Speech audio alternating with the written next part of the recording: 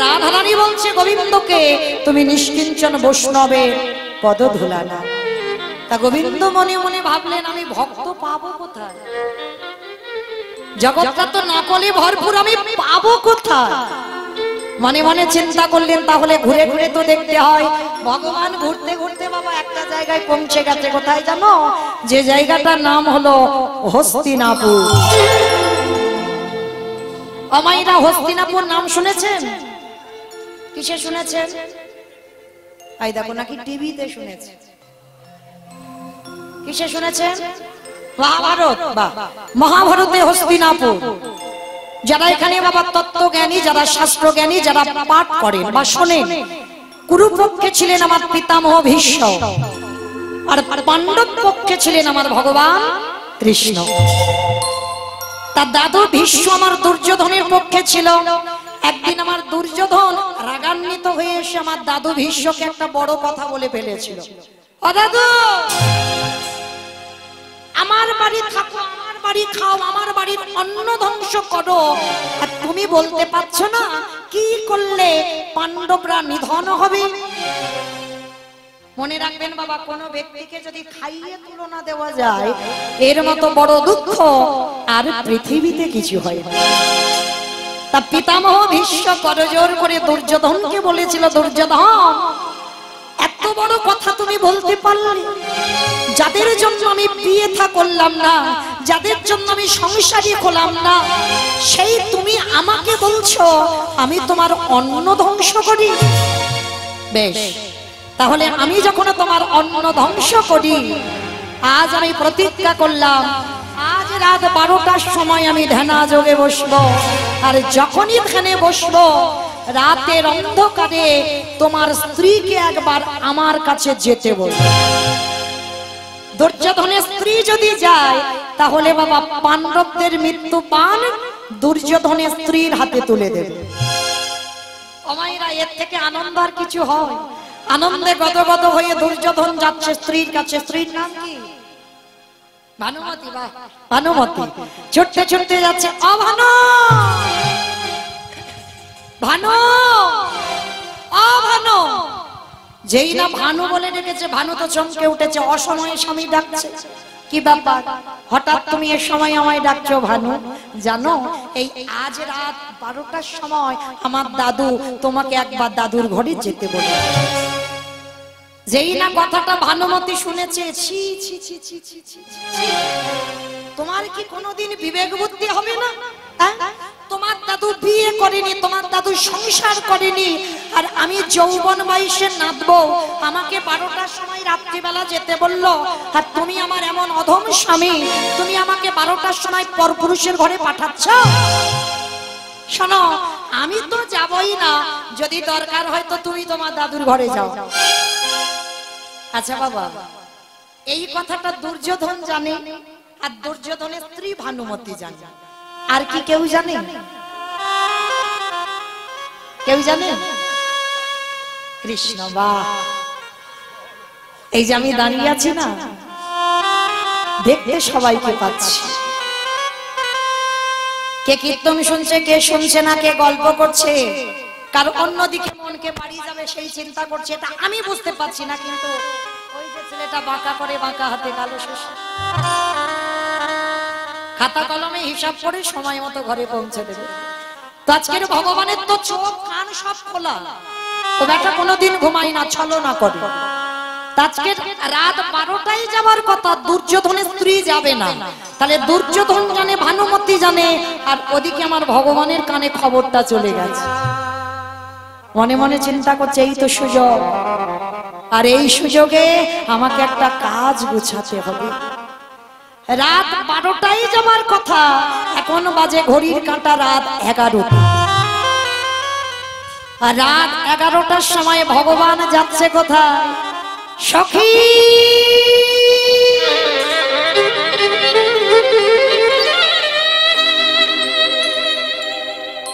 সখী, কাকে বলতো মা ভগবান সখী? দ্রৌপদী। ভগবান দ্রৌপদীকে সখী বলে ডাকতো। আর আমার দ্রৌপদী ভগবানকে সখা বলে ডাকতো। রাত 11টার সময় দরজায় গিয়ে ধাক্কা দিচ্ছে, সখী দরজা খোলো, তোমার সঙ্গে খুব দরকার। আচ্ছা বলেন তো বাবা, রাত 11টার সময় যদি কোনো পরপুরুষ দরজায় গিয়ে ধাক্কা দেয়, সখী তোমার সঙ্গে খুব দরকার, উঠে এসো, কি মাইরা চলে যাবেন? রাত 11টার সময় কোনো পরপুরুষ ডাকলে চলে যাবেন? জানতে চাইবো না, কৈফিয়ত নেব না, কেন যাব, কি জন্য যাব, কিসের জন্য যাব, কত প্রশ্ন, কত কৈফিয়ত। কিন্তু দ্রৌপদীর কোনো প্রশ্ন নয়, কোনো কৈফিয়ত নয়। আমাদের মতো একটা দুটো স্বামী নয়, যে মেয়েটার 5-5টা স্বামী ছিল। যখনই আমার ভগবান দরজায় দাঁড়িয়ে ডেকেছে, সখী উঠে এসো, পঞ্চস্বামীর চরণ ছেড়ে দিয়ে দরজায় গিয়ে দাঁড়িয়ে দেখছে কৃষ্ণ দয়াময় দাঁড়িয়ে আছে। কি বাবা, যে তত্ত্ব দ্রৌপদী জানে সেই তত্ত্ব আপনারা আমরা জানি না। কেন?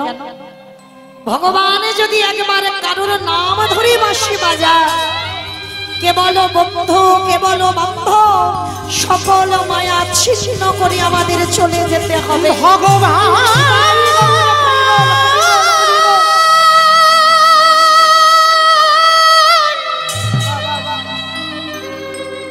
যেদিন না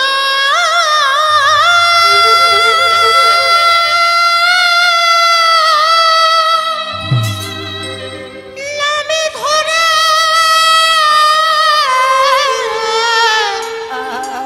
বাঁশি বাজাবে,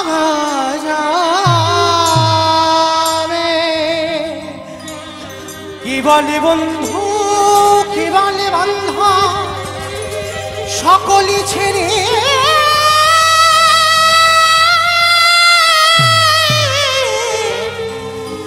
আমাদের চলে যেতে হবে।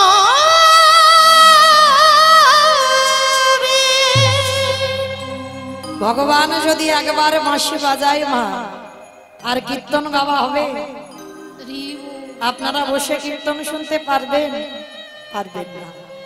তাহলে কৃষ্ণ যেই না ডেকেছে, দ্রৌপদী গিয়ে প্রশ্ন করছে, সখা এত রাত্রি তুমি ঘুমাওনি? ভগবান হাতটা ধরেছে, সখী চলো, সখী তোমার সঙ্গে খুব দরকার। আজকে তুমি যাচ্ছ না, যাচ্ছে ভানুমতি, ঘোমটাটা টেনে দাও, আর ভীষ্ম যেখানে ধ্যানে বসে আছে তুমি গিয়ে ভানুমতির গলায় কথা বলবে। আর একটা কথা, আমি যে তোমায় পাঠাচ্ছি আমার নামটা তুমি বলবে। ঠিক আছে, তাই হবে। আজকের ভগবান হাতটা ধরে টানতে টানতে নিয়ে যাচ্ছে। আর বাবা, ওই কাঠের জুতো যখনই হেঁটে যাচ্ছে একটা আওয়াজ হচ্ছে, খট খট খট খট আওয়াজ হচ্ছে। ভগবান বলছে, সখী তোমার জুতোর আওয়াজে আমার দাদুর ধ্যান ভেঙে যাবে, খুলে দাও। জুতোটা খুলে তুমি খালি পায়ে যাও। ঠিক আছে সখা, তুমি যখন বলছো তাহলে জুতো দুটো খুলেই যায়।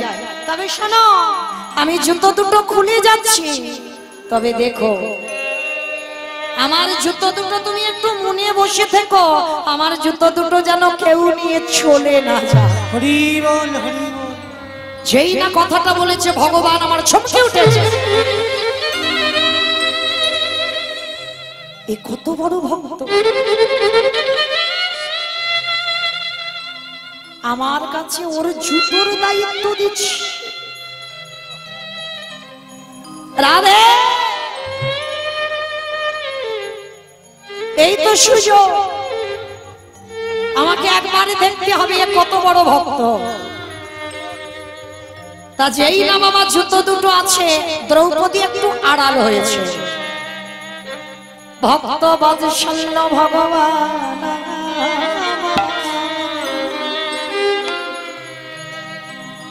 যেই না দ্রৌপদী আড়াল হয়েছে, কৃষ্ণ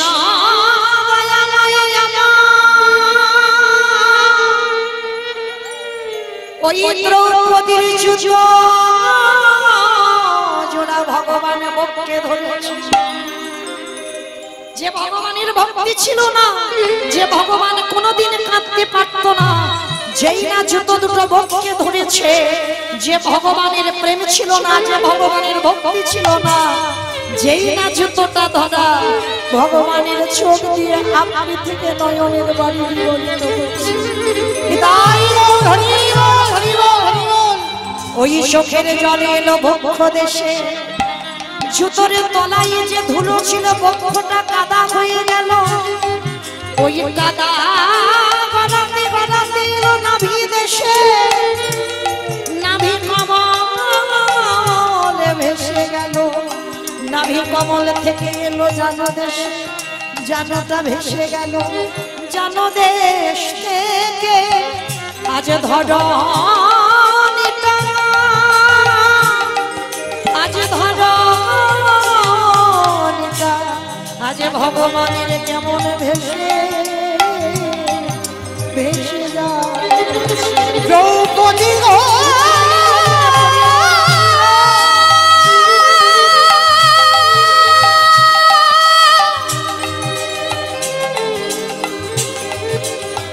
এই জগতে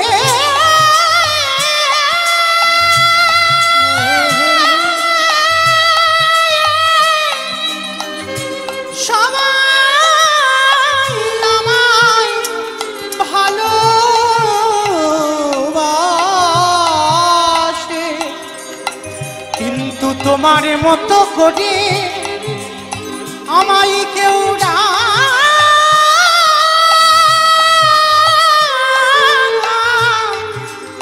কেউ ডাকে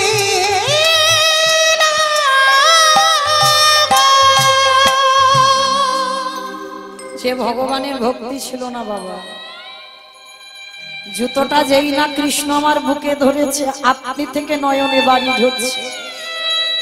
আড়ালে দ্রৌপদী দেখতে পেয়েছে কৃষ্ণ জুতো ধরে কাছে ছুটে এসেছে। সখা,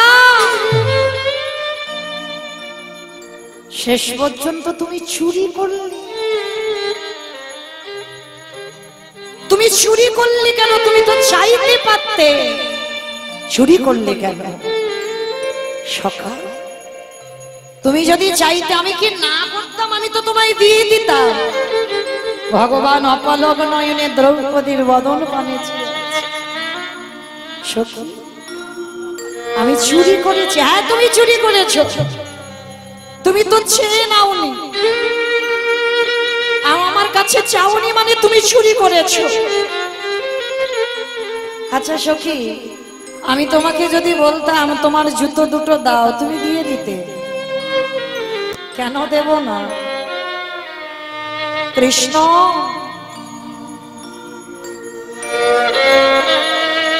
নিতাই গৌর হরি বল, হরি বল, হরি বল।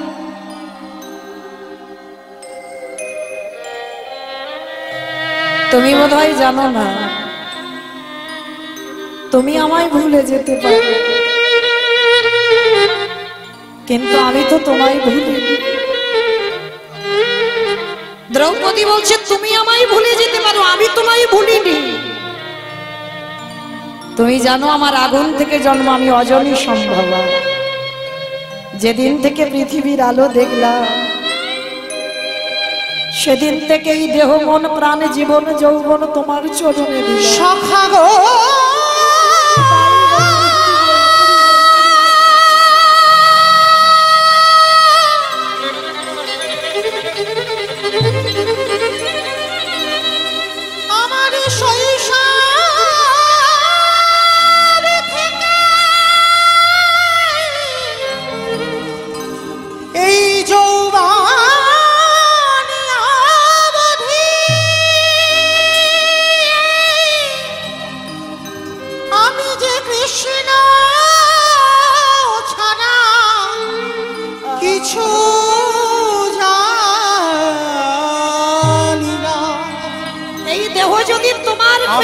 কৃষ্ণ ছাড়া কিছু মানি না। সখা গো,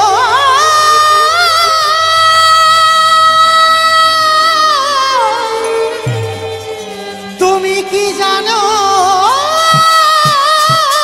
না? দেহটা তো আমি তোমায় দিয়েছি,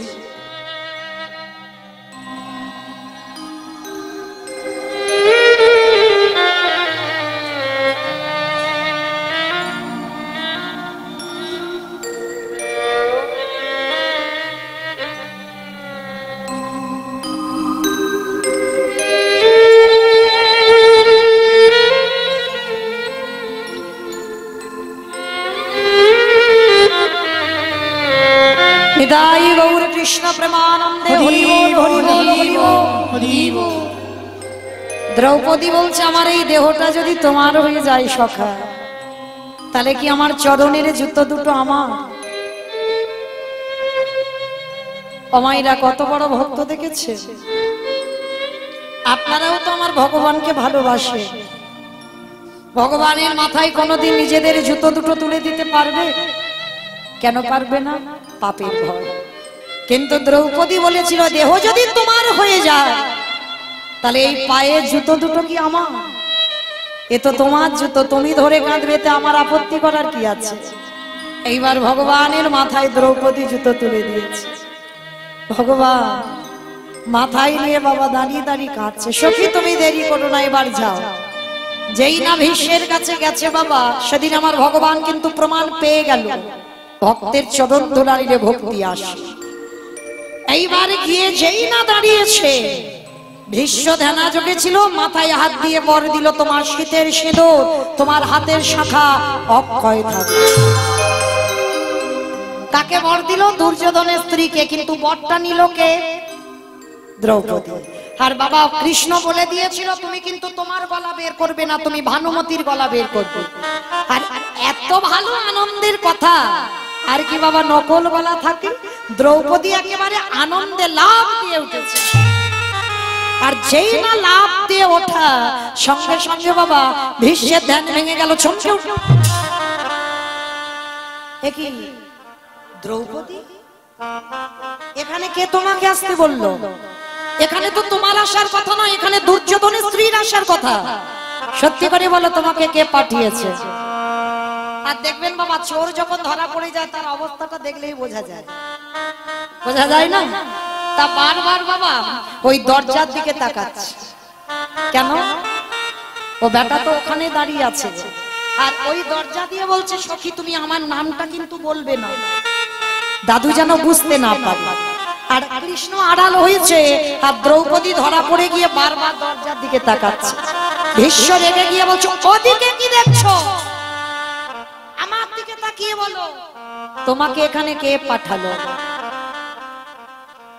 কে যেন ভীষ্মের বিবেকে বলে উঠল ভীষ্মদেব। আচ্ছা বাবা এই জায়গাটা ভাবেন, যার ইচ্ছা মৃত্যু, মানে ইচ্ছা করলে ভীষ্ম মরবে, আর ইচ্ছা যদি না করে ভীষ্মের মরণ হবে না, তাহলে সেই ভীষ্ম কি জানে না যে কথাটা আমি জানি, দুর্যোধন জানে, দুর্যোধনের স্ত্রী জানে, ওই কথাটা আর একজন জানতে পারে? সেটাকে ভীষ্ম বুঝতে পারছে না। আর দ্রৌপদী দরজার দিকে বারবার তাকাচ্ছে, মানে ওখানে কেউ না কেউ আছে। ভীষ্ম ভালো করে বুঝতে পারছে, কিন্তু কেউ যেন ভীষ্মের মনকে বলছে ভীষ্মদেব যে চরণ পাবারে লাগি যোগী মনি ঋষি যুগ যুগ ধরে কাঁদে, আজ গিয়ে একেবারে তুমি দরজায় দেখে এসো তোমার দরজায় কে দাঁড়িয়ে আছে। ভীষ্মের মন বলছে, এক পা দুপা করে দরজার কাছে গেছে, আরে আড়ালে গিয়ে দেখে না কৃষ্ণ চুপটি করে দাঁড়িয়ে আছে। ভীষ্ম গিয়ে ডাকছে কিরে, আমার দরজা তো খোলাই ছিল, তা দ্রৌপদীকে ভিতরে যেতে বললি, তা তুই বাইরে ওই রকম করে দাঁড়িয়ে আছিস কেন? তুই ভিতরে আয়, তুই বাইরে কেন? ভগবান বললেন ভীষ্মদেব এই জগতে সবার দরজায় আমি দাঁড়ায়ে আছি, আমি দাঁড়াই আছি। সবার দরজা কোন দরজা বাবা? ইট বালি সিমেন্টে গাঁথা দিয়ে শালকাঠের দরজা না, এই রক্ত মাংসে দেহ ভরা এই যে ঘর, এই ঘরে আমার কৃষ্ণ কথায় বাম দিকে হাত দিয়ে দেখেন ধপ ধপ ধপ, যেটাকে ইংরাজিতে হার্ট বলছে, ওটাই তো কৃষ্ণ। যেদিন ধবে ধবে আওয়াজে বন্ধ হবে, কেবল বন্ধ কেবল বন্ধ, সকল মায়া ছিন্ন করে যেতে হবে। ভগবান বলছে ভীষ্ম তুমি দেখেছো বটে, কিন্তু তোমার ডাকা এখনো সঠিক হয়নি। যেদিন তোমার ডাকাটা সঠিক হয়ে যাবে, আমি দাঁড়িয়ে রইলাম তোমার দরজার ধারে। যেদিন তোমার ডাক সঠিক হবে, আমি সেই দিনে তোমার ওই হৃদয়ে ঘরে গে ঘরে প্রবেশ করব। যেদিন তোমার ডাক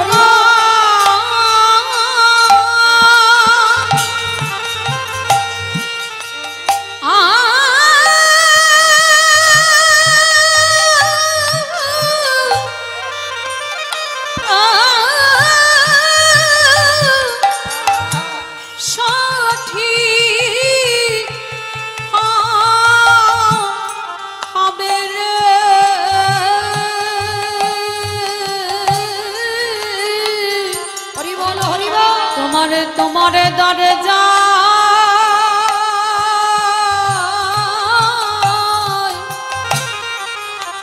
সেদিন আমি দনসা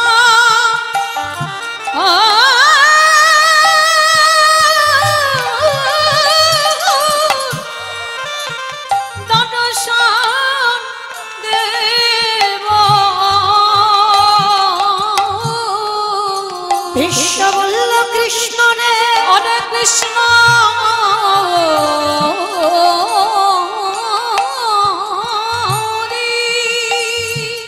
আজ যেমন করে দরজায় দাঁড়িয়ে রইলি, আসতে হবে না, তুই অমনি করে দাঁড়িয়ে থাক। কিন্তু মনে রাখিস কৃষ্ণ, যেদিন আমাদের চলার চরণ গতির হবে, যেদিন আর আমি ভালোভাবে দাঁড়াতে পারব না, যেদিন আমার হাত দুখানা তোর চরণে তুলসী দেবে না, যেদিন আমি কানে আর কৃষ্ণ নাম শুনব না, যেদিন আমি চোখে আর কিছু দেখব না, যেদিন আমি জিহ্বায় কৃষ্ণ নামে বলব না, জিহ্বায় কৃষ্ণ নামে বলব না, যেদিন আমি মনে করব আমার ইচ্ছা মৃত্যু, কৃষ্ণ রে কথা দে এমনি করে তুই দাঁড়াই, তাই যেদিন আমার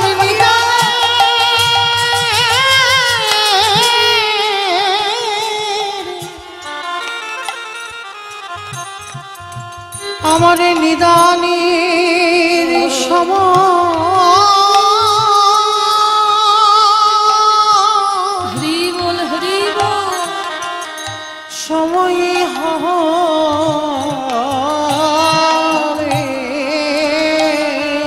সেদিন এমনি করে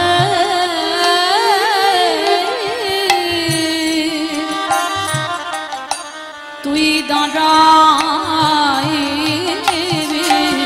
ওরে কৃষ্ণ রে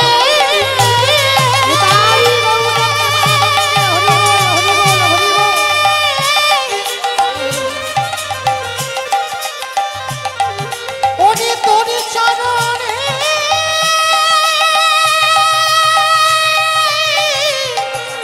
জানাই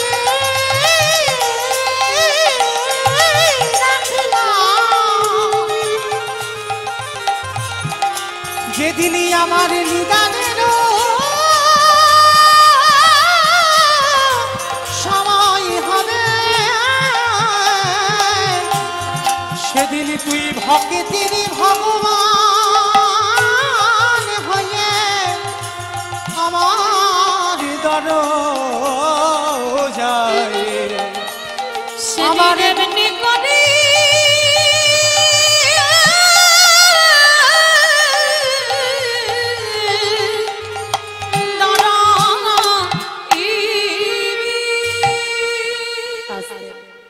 তাহলে সেদিন আমার ভগবান প্রমাণ পেয়ে গেল বাবা, প্রকৃত ভক্তের চরণ নিলেই ভক্তি আসে। আজকে সেই বিশ্বের স্রষ্টা মালিক ভগবান সারা বৃন্দাবনে ঘুরে ঘুরে বাবা একজন ভক্ত পাচ্ছে না, কিন্তু একটা বৈষ্ণবী পেয়েছিল। সে বৈষ্ণবীটাকে জানো? যে কৃষ্ণ কাঁদেলে কাঁদে, যে কৃষ্ণ হাসলে হাসে, যার কৃষ্ণময় জগৎ, তিনি হলেন কৃষ্ণকান্ত শিরোমণি, মণিহারা ফণি যিনি, ভুজঙ্গহানা ভুজঙ্গিনী, প্রেমে সায়রের মরালিনী। তিনি কে গো? তিনি হলেন রাধা ঠাকুরানী। আর আমার ভগবান যেই না রাধা রানীর চরণ ধুলাটা মাথায় নিল, সঙ্গে সঙ্গে বাবা, এই বসো বসো, তুমি একটু বসো। যেই না রাধা রানীর চরণ ধুলাটা নিল, সঙ্গে সঙ্গে বাবা গোবিন্দের পরিবর্তন কিরকম? বাঁকা ছিল সোজা হলো, বাঁকা ছিল সোজা হলো, চোরে ছিল সাধু হলো, চোরে ছিল সাধু হলো, মূর্খ ছিল পণ্ডিত হলো, মূর্খ ছিল পণ্ডিত হলো, চুলে ছিল নাড়া হলো, চুলি ছিল নাড়া হলো। একটা নারীর চরণ ধুলা নিয়ে ভগবানের এতগুলো পরিবর্তন, মানে বাঁকা ছিল সোজা হয়ে গেল, কুচকুচে কালো ছিল ফর্সা হয়ে গেল, চোর ছিল সাধু হয়ে গেল, আবার মাথার কেশ ছিল বাবা মস্তক মুন্ডন করলো 24 বছর বয়সে। তা যেই না এত পরিবর্তন, ভগবান মনে মনে চিন্তা করছে, তাহলে একটা নারীর পদধূলা নিয়ে যদি আমার এত পরিবর্তন হয়, এইবারে যদি হাজারো বৈষ্ণবের চরণ ধুলা পাই, না জানি আমি ভগবান কত রূপ পরিবর্তন হবে। তাই লোভে বশবর্তী হয়ে শ্রীরাধা প্রণয় মহিমা কৃতিস্ব নৈব সত্যজনাদ ভৌতম ধরিমা কৃতিস্ব মদীয় সকঞ্চস্য মদন ভাবত তদ ভবাড্ড সমজনী সচি গর্ভ সিন্ধু হরিত। সেই গোবিন্দের গো আর শ্রীমতী রাধা রানীর রানী ভগবান কি করলো গো? রাধা কৃষ্ণ একাত্মা দুই দেহ ধরি অনন্য বিলাসের রস আস্বাদন করে। এই দুই ভাবে চৈতন্য গোসাই ভাবে রস আস্বাদিতে দোহে এক ওঠায়। তাহলে রাধা কৃষ্ণ একাত্মা হয়ে গোবিন্দের গো শ্রীমতী রাধা রানী আজ গোটা হয়ে নদিয়া আজ গোটা হয়ে দেখো রাধা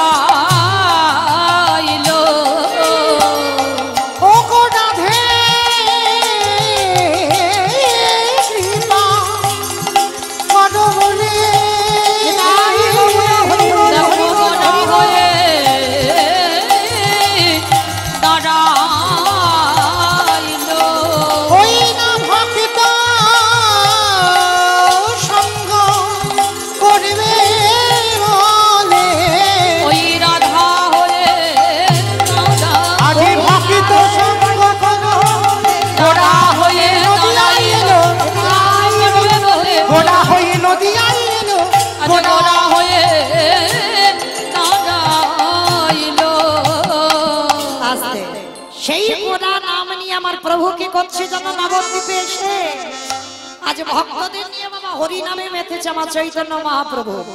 কেহ বলে পুরাবেতে রাবণ বধিলা, কেহ বলে পুরাবেতে রাবণ বধিলা। অমাইরা কীর্তন শুনতে গেলে আমার প্রভুর জন্য একটু কাজ করতে হয়, জানো তো কাজগুলো কি কি? শঙ্খধ্বনি উলুধ্বনি আর যাদের যাদের হাত আছে, যাদের হাত নাই বলবো না, কি মাইরা সবার হাত এসেছে তো একটু দেখান তো। নিতাই গৌর কৃষ্ণ প্রমাণ হরি বল হরি বল। কই দেখি একটু প্রেম সে উলুধ্বনি দেন। কেহ বলে পুরাবেতে রাবণ বধিলা, আমারে গোনারি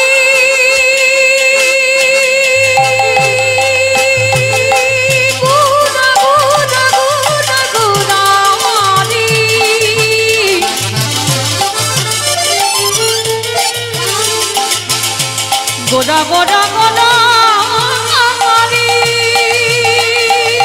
গোড়ারি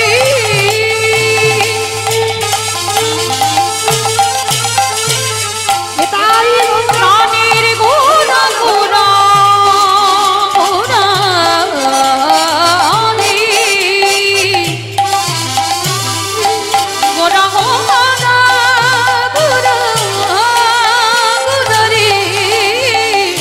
ভুবনে পুরামিতে রাবণ বুঝিলা বলি গোলকের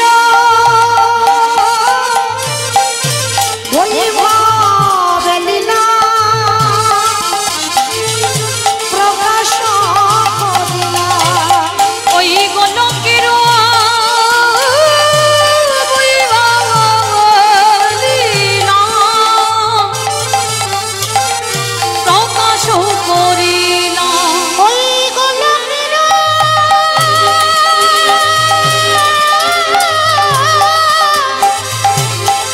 বৈভব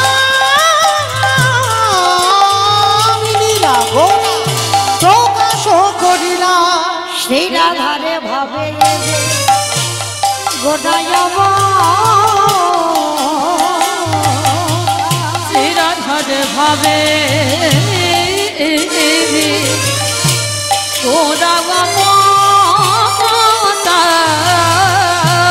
রাধারে ভাবে এবে গোড়ায় অবতার।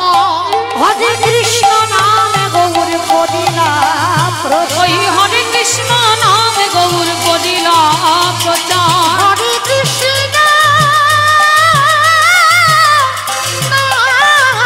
গৌর করিলা প্রচার। এইবারে লীলা প্রকাশ হলো এইবারে লীলা প্রকাশ হলো এইবারে লীলা প্রকাশ হলো এইবারে লীলা প্রকাশ হলো গোলকের বৈভব লীলা প্রকাশ করিলা। ওই গোলকের বৈভবে লীলা প্রকাশ করিলা। ওই গোলকের বৈভব লীলা প্রকাশ করিলা। বাসুদেব ঘোষ কহি করি জোড়হা করে জন আজ যে গো সেই কৃষ্ণ সেই তো জগন্নাথ। অবশ্যই তো জগন আজ বাসুদেব ঘোষে কহে এইবারে লীলা প্রকাশ হলো।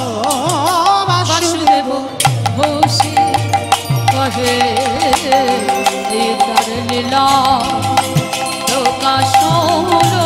বাসুদেব ঘোষে কহে এইবার লীলা এটাই গৌর বাসুদেব কৃষ্ণ ঘোষে প্রাণ, হরি বল হরি এবার বল। লীলা প্রকাশ হলো। বাসুদেব ঘোষে কহে জানি তাই চলুন এবার আছে আমরা আস্বাদন করবো